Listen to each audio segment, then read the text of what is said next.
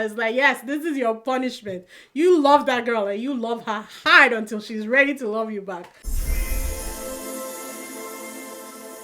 Hi people, welcome back. If it's your first time, my name is Sally. I don't want this is DISBYDEM. Today we're talking about Destined with You, which is I think it's a 2023 Korean drama series which is streaming on Netflix. Sure to like that button, hit that like button, subscribe, leave your comments, and hit that notification bell, and let's go into this. Honestly, after I watched it, this was how I felt.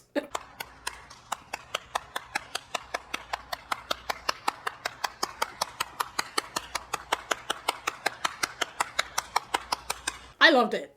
I loved it. You guys can always tell based on the initial tone if I like the K-drama or not. I usually don't outrightly hate any of them. If I've been on, I've not seen anyone that I hate. But I haven't actually watched anyone that I won't rewatch it. Well, no.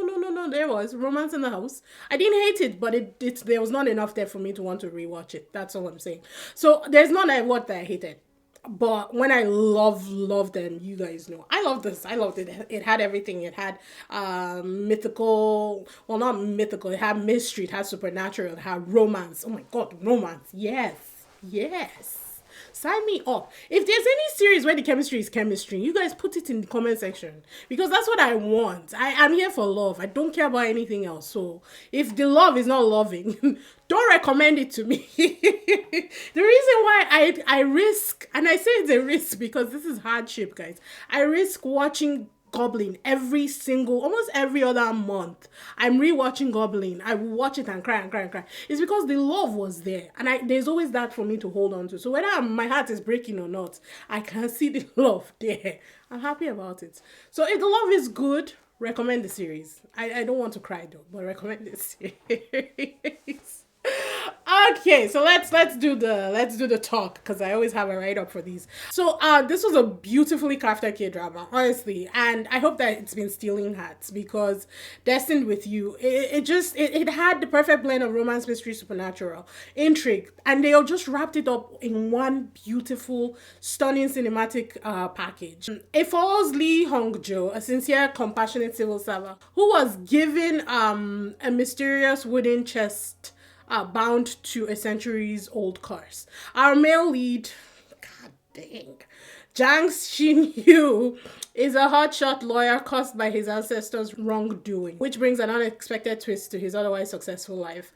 As the curse causes him immense physical and mental agony, he soon learns that Hong Jo may be the key to his freedom. So, quick question.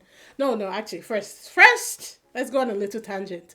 This guy, who played him? Shiyu was played by Rowan, who I think is another K-pop idol.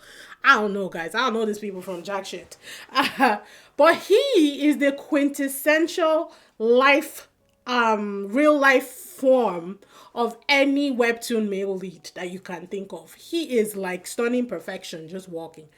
Every time he was on the screen, I was like, yes, both of them, just leave them there. You ain't gotta give us no story. Just put these two people on my screen and I will sit here and watch them for 5 hours.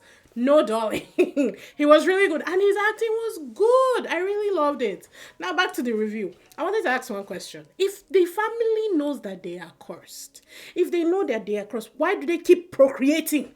Why? Why won't they die off and just let the curse die? Is my question. Because his dad went through the same illness and then they procreated and now he's going through the same like, it just didn't make sense to me. It's been 300 years and they keep procreating and suffering the same bloody curse year after year, or century after century after century. I mean, we wouldn't have a story if they didn't do it. So I guess moving on. The story is more than just a romance though. It explores fate, choices, and how one acts can ripple through generations. Boy, does it. As long as Hongjo and Shinyu's lives intertwine, the curse pushes them into moments of vulnerability and growth. Yes, so much. It also peels back layers of family history and generational trauma, adding emotional depth beyond the surface love story. It was fantastic. When I saw the rating, I think it has a 7 or something on for ratings. I was shocked because the way I enjoyed this, the way I enjoyed this was not even normal. I actually really loved it. The storyline was unique and it had a lot of depth to it. It takes a very fresh twist on the familiar romance trope by adding elements of supernatural mystery, which you guys know I'm here for. I like mystery and I like supernatural, and when you put them together, oh God. Moving on. And historical intrigue. I don't like period pieces usually. So whenever they go back, to Johnson or whatever era, I kind of check out. But I didn't for this one because it wasn't like, which one did they do that they kept going? Oh, I can't remember which one I watched. But it wasn't heavy. It wasn't like every episode they will flash back to, the period when they met or when they, whatever, way back when, 18th century or whatever it was. I think they don't even start flashing back till like in the later episodes, maybe from episode 9. So I really didn't mind it that much. The curse storyline is a genius hook that keeps you invested, yes. And I wasn't really worried about the curse. In fact, when they said, when they kind of revealed that it's the hand of the woman you killed, I was like, there's a story there. Let's just get to where the story is. Because it's not the first time that we're watching this. We know what happens. We know. And we're constantly unraveling pieces of the puzzle with each episode. Yes. So it kind of starts out with, it was definitely enemies to lovers trope. For sure, which I am a little tired of, but there was a twist in this one. It wasn't even real enemies, right? It was like, oh, you're a jerk. And then it kind of delved into this weird friendship, which was kind of one-sided because she didn't care. Like, she would just hang around with him because she was lonely and there was somebody who was always calling her and everything. So she would just hang around with him and, go along for whatever thing that he wanted. And then he falls in love with her. How would he, like, what I was fascinated the most about? The way he would say such romantic things with a straight face and not shake. I was like, how did he even train to deliver these lines? They were amazing. No, his acting was beautiful and I loved it. There's still the intricate layer of the plot that makes you feel like you're unraveling a beautifully packaged gift, and I feel like that was the draw because with each episode they will give you a little more here. The only thing that I didn't really care about, honestly, was his mom's story, the whole divorce and everything. They could have done without it. I didn't really care about that. It really distracted for me, and I would check out whenever, not because I didn't like her. I thought that the mom was actually a very fun, loving character. I really liked her character on the show, but I didn't think that we needed to dive into her story. Also, the manager and the department manager, whatever those two were, the manager's love story, I didn't really care about that either. They could have done that with like 2 episodes and be done with it. I felt like these were fillers that we didn't need. It doesn't always have to be 16 episodes. 12 episodes work just fine for what you need to deliver. So all of those ones I would check out mentally when they were on screen. If I'm being honest, I was like, we just get to the altar already and let's be done with it. Cinematography was great. From whether they were in her house or on the mountain, it was beautiful, and they never don't deliver with cinematography. I don't think whatever set or venue that they choose, it's always done right. And the themes of healing and fate, honestly, I love it. Do I believe in destiny? I think so, to a point, and maybe that's why I believe in supernatural stuff, and to a point. Like, it's a weird thing. Do I believe in ghosts? Maybe not. Not inviting them to come and find me. But I do believe in the supernatural. I can't explain it, guys. There's just, I don't know. There's elements to which I will be like, okay, not my problem, not my tea. But there's elements to be like, like karma. I believe in karma heavily. I feel like what goes around comes around. So I'm always trying to put out good because I know it comes around. So I believe very heavily in karma, which is also part of the supernatural, right? But ghosts are not really my thing, so it's a weird thing to describe. But beyond the romance, the series explores themes of destiny, inherited businesses, burdens. God, why did I think businesses? Inherited burdens and healing. Shinyu's struggle with the curse parallels real life issues of facing trauma or unresolved burdens passed down through generations. Meanwhile, Hongjo's journey reflects personal growth, and bravery as she navigates her role in breaking the curse as well. It's rewarding to see these characters mature, learn from each other, and confront their fears. It really was. Another thing that I didn't like about Hong Jo, but I understood, was how she would just sit down and take abuse and insults, either from Yura. Oh God, not Yura. The character that Yura was playing. What was her name? I can't remember. I hate those characters. You guys know you know how I feel about bullying and all this malicious stuff that goes on in these things.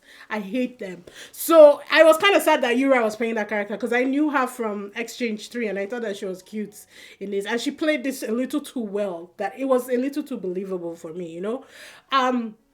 But the way Hongjo would take abuse from her coworkers or, Yura, not Yura, God, I need to stop calling her Yura. His girlfriend, whatever, Shiyu's girlfriend.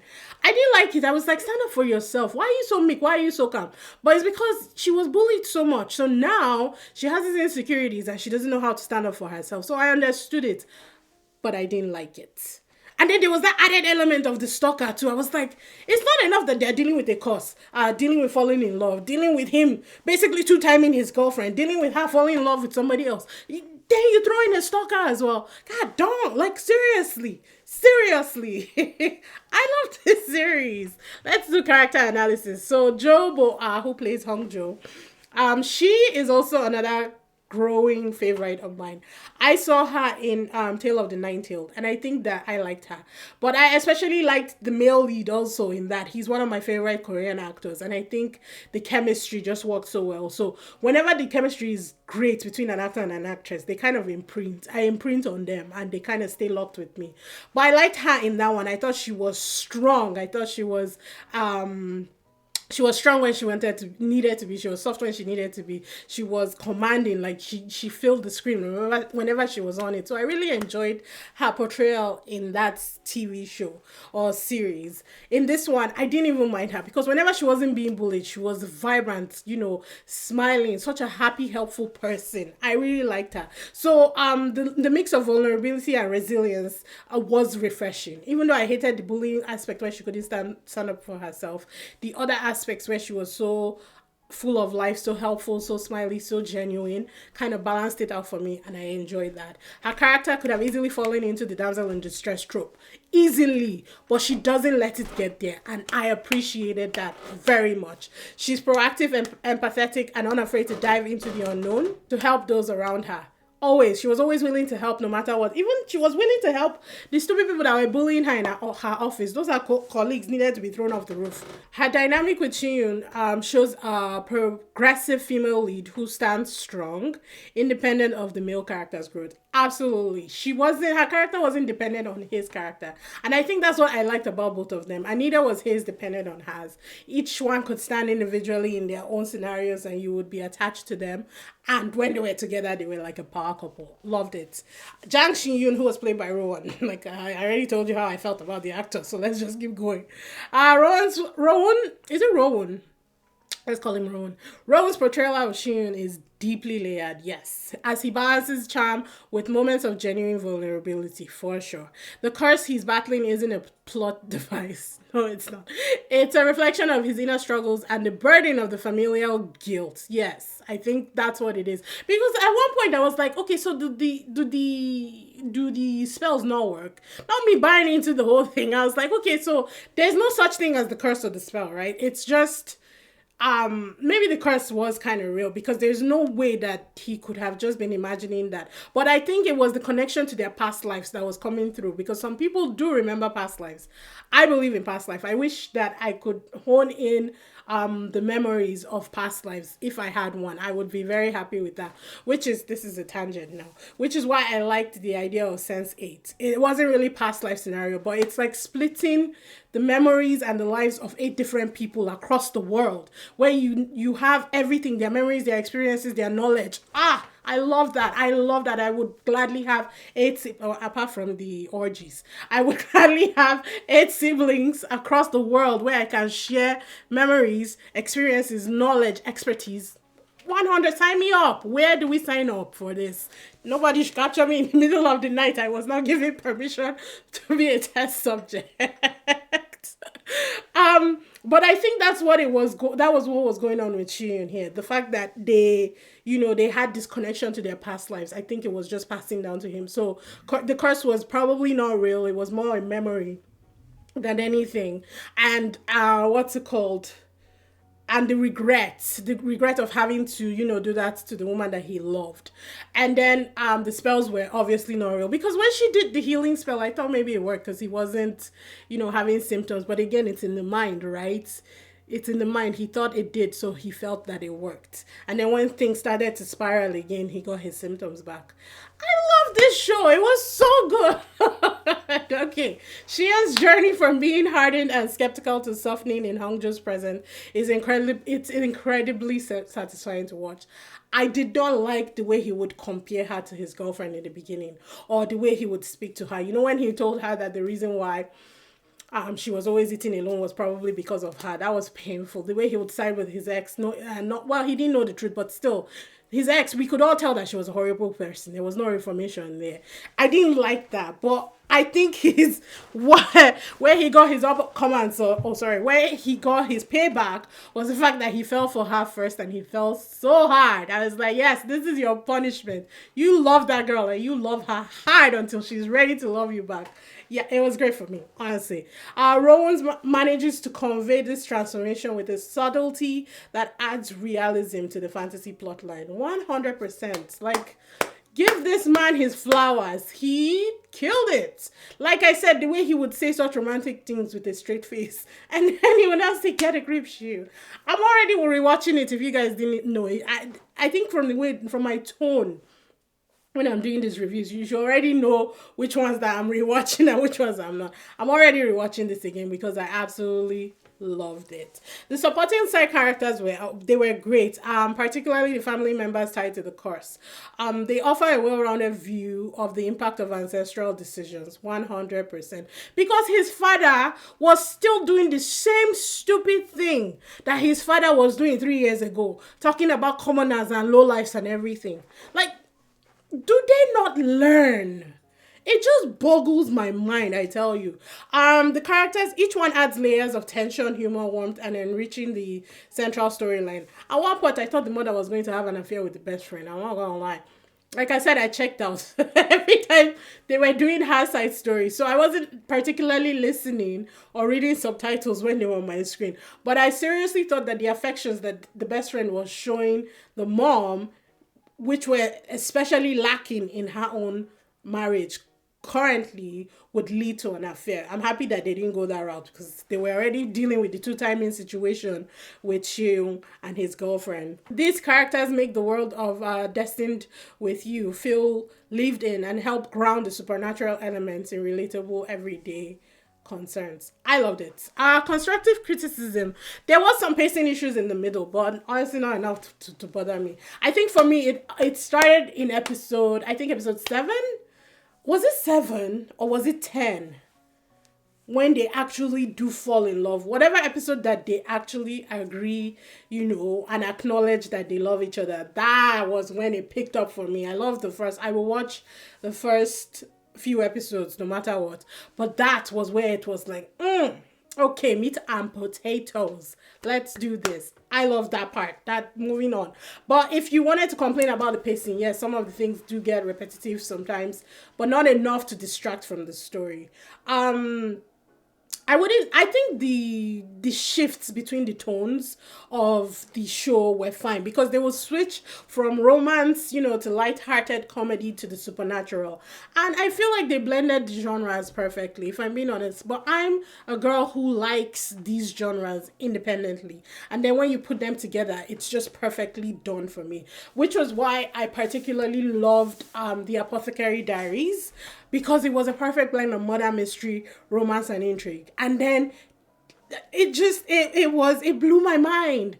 I just loved how they blended everything together in one, manga. It was just done so well. I loved it. I really did. So things like that really do it for me. They take every box, and I love when they combine all these things, because I don't have to watch 6 different shows to get all the genres that I like. It's all wrapped up in a neat bow for me.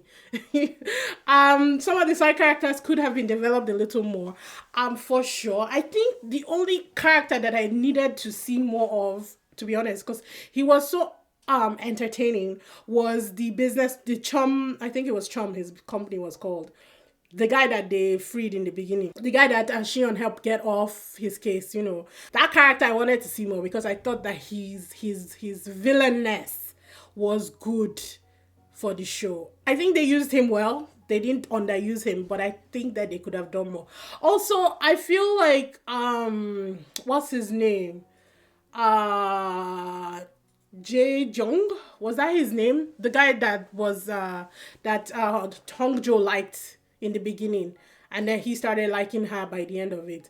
I don't know. He was given aloof, but they don't really say why. I guess maybe his dad was, you know, extorting him for money, but they don't really go into his deeply enough, and I think that they could have, for us to really understand who he is. He was still perfect, a perfect addition to the characters and the cast. I didn't trust him to the very end, if I'm being honest.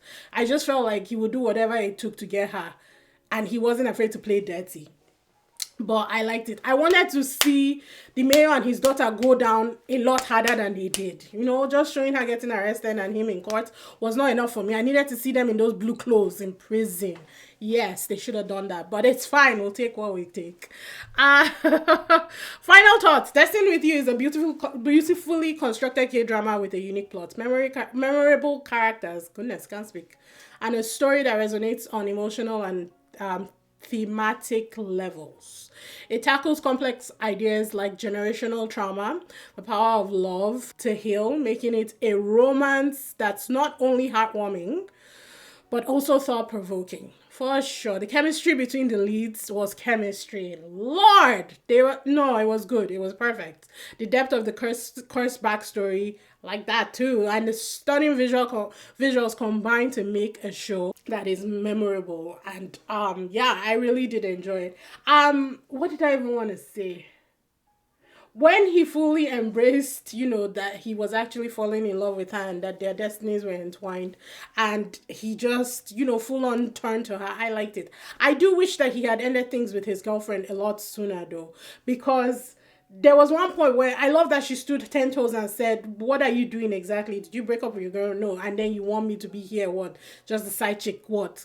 Going in corners with you, meeting in parking lots and other stuff. I really like that she addressed that because I didn't like that aspect at all. And if he knew that she was the one that he wanted, then he needed to wrap that up in a clean bow first before engaging anything with her. But it ended well, so everything from everybody. I like that in the end, you know, her co-workers did defend her, and you know, they defended everything that happened to her and they apologized. We like a good story that wraps up like that. Yes, did they bully her? Yes, but they made up for it in the end. Even though it was all selfish, for the most part, they did make up for it, and she got the acceptance that she wanted, because by the end of it, not only did she get friends, she got family as well. And what more can you want for a girl? What more can you want for her? Anywho, I don't think there was anything else that I wanted to cover. I tried not to spoil too much. There's still a lot in the story that you guys can watch. There's a lot going on. I knew that curse would be the way it was. I'm not trying to end it. I'm not trying to spoil it. But I knew that the curse would be there. I knew that there was a reason why he had to do that to the woman that he loved.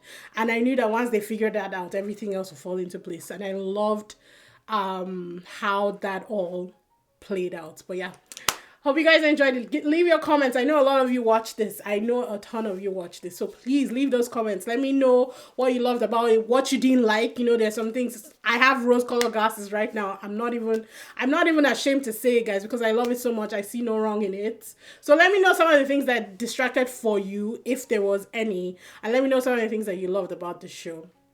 Like the video, subscribe, hit that bell, and I will see you guys in the next one. Bye!